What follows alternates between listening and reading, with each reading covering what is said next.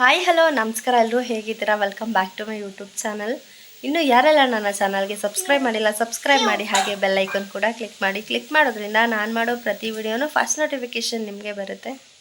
ಮತ್ತು ಇವತ್ತು ತಲೆ ಸ್ನಾನ ಇದೆ, ಪಾಪುಗೂ ಮಸಾಜ್ ಎಲ್ಲ ಮಾಡಿ ಮಲಗಿಸ್ದೆ. ಆ್ಯಂಡ್ ನಾನು ಕೂಡ ಆಯಿಲ್ ಮಸಾಜ್ ಮಾಡ್ಕೊಂಡಿದ್ದೀನಿ. ನಾನು ಆಯಿಲ್ ಅದು ವಿಡಿಯೋ ಮಾಡ್ಬೇಕು ಅಂದ್ಕೊಂಡೆ ಟೈಮ್ ಆಗ್ತಾಯಿಲ್ಲ. ಪಾಪು ಸ್ವಲ್ಪ ಅಳ್ತಿದ್ದಲ್ಲ, ಅವಳದು ಇಂಜೆಕ್ಷನ್ ಬ್ಲಾಗು ಕೂಡ ನಾನು ಮಾಡೋಕ್ಕಾಗಿಲ್ಲ. ಈ ಸಲ ಅಂತೂ ಸ್ವಲ್ಪ ಜ್ವರ ಜಾಸ್ತಿ ಆಗಿತ್ತು, ಮತ್ತು ಸಿಕ್ಕಾಪಟ್ಟೆ ಅಳ್ತಾ ಇದ್ವು.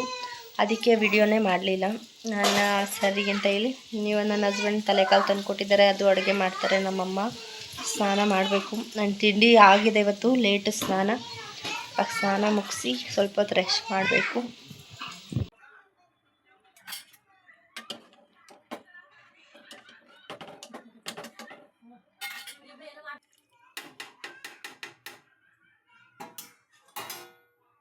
ಇವಾಗಷ್ಟೇ ಸ್ನಾನ ಎಲ್ಲ ಮುಗಿಸ್ಕೊಂಡು ಬಂದ್ವಿ. ಪಾಪನ್ನು ಸ್ನಾನ ಆಗಿ ಫೀಡ್ ಮಾಡಿ ಮಲಗಿಸಿದ್ದೀನಿ, ಅವಳು ಮಲಗಿದ್ದಾಳೆ.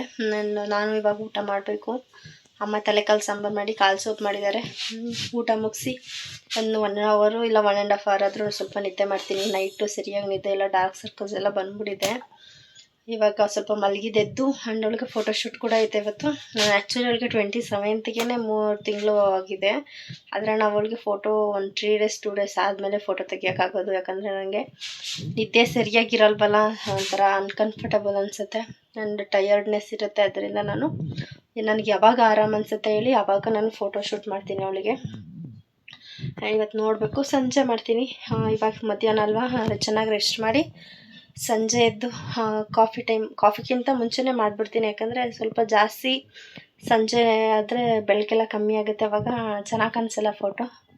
ಅದರಿಂದ ಒಂದು 3 to 4 o'clock ಒಳಗಡೆ ಫೋಟೋ ತೆಗಿಬೇಕು. ಇವಾಗ ಜಸ್ಟ್ ಊಟ ಮಾಡಿ ಒಂದು ಸ್ವಲ್ಪ ಹೊತ್ತಾದರೂ ರೆಸ್ಟ್ ಮಾಡ್ತೀನಿ. ಸಿಕ್ಕಾಬಟ್ಟೆ ಟಯರ್ಡ್ ಅನಿಸುತ್ತೆ, ಬಿಸಿ ಬಿಸಿ ಸ್ನಾನ ಮಾಡಿರೋದಕ್ಕೂ. ಇವಾಗ ಚೆನ್ನಾಗಿ ನಿದ್ದೆ ಮಾಡಬೇಕು ಊಟ ಮಾಡಿ.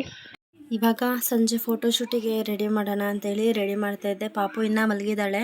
ಅವಳು ಎದ್ದೋಳಕ್ಕಿಂತ ಮುಂಚೆ ಸ್ವಲ್ಪ ಬ್ಯಾಕ್ಗ್ರೌಂಡ್ ಎಲ್ಲ ರೆಡಿ ಮಾಡಿಬಿಡೋಣ, ಆಮೇಲೆ ಅವಳಿಗೆ ಎದ್ದಿಸಿ ಸ್ವಲ್ಪ ಫೀಡೆಲ್ಲ ಮಾಡಿಸಿ ಫೋಟೋಗೆ ಮಲಗಿಸ್ಬೋದು ಅಂತ ಹೇಳಿ ಫಸ್ಟು ಬ್ಯಾಕ್ಗ್ರೌಂಡ್ ರೆಡಿ ಮಾಡ್ಕೊತಾ ಇದ್ದೀನಿ. ಅದು ಬಟ್ಟೆ ಎಲ್ಲ ಸ್ವಲ್ಪ ಫೋಲ್ಡ್ ಆಗಿತ್ತು ಅಂತ ಹೇಳಿ ಅದು ಸ್ವಲ್ಪ ಐರನ್ ಮಾಡ್ಕೊತಾ ಇದ್ದೆ ನೀಟಾಗಿ.